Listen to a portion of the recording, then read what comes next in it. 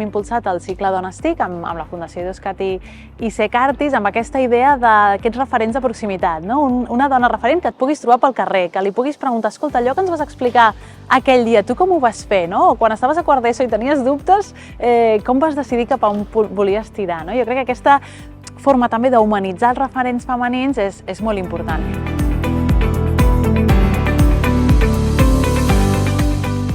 Crec que hi ha feina a fer i és perquè crec que tradicionalment les dones TIC ens hem quedat en segon terme, no ens agrada sortir, no?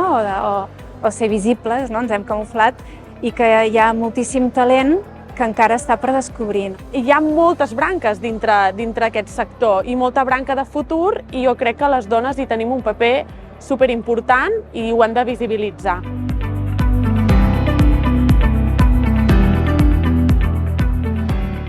I penso que la manera que es podria treballar perquè les dones TIC tinguin la feina una mica més fàcil i la vida més fàcil és passar des de les administracions, no? per ajudar a tenir més visibilitat en aquests perfils femenins, a les empreses per facilitar la conciliació laboral i a les pròpies persones, no? Els propis companys i companyes que et vas trobant en el camí, que vagin entenent cada vegada més que no hi ha aquesta diferència entre homes i dones i que tots podem fer la mateixa feina, tant si és en qualsevol àmbit com també en l'àmbit de la tecnologia i la informació.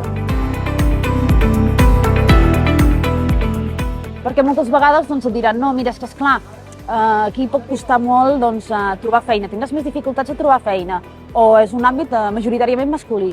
Però també és veritat que els estereotips també es van trencant, no? I que també tot va canviant mica en mica.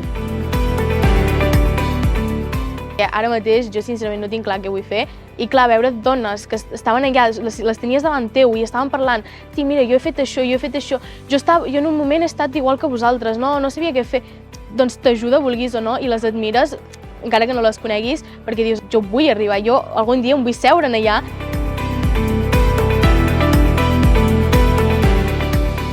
El meu consell per les noies que tinguin ganes de fer una carrera TIC és que es deixin estar de si hi ha més homes o més dones, que pensin el que a elles els agrada, i si és això realment el que els agrada, doncs endavant, que confiïn en elles.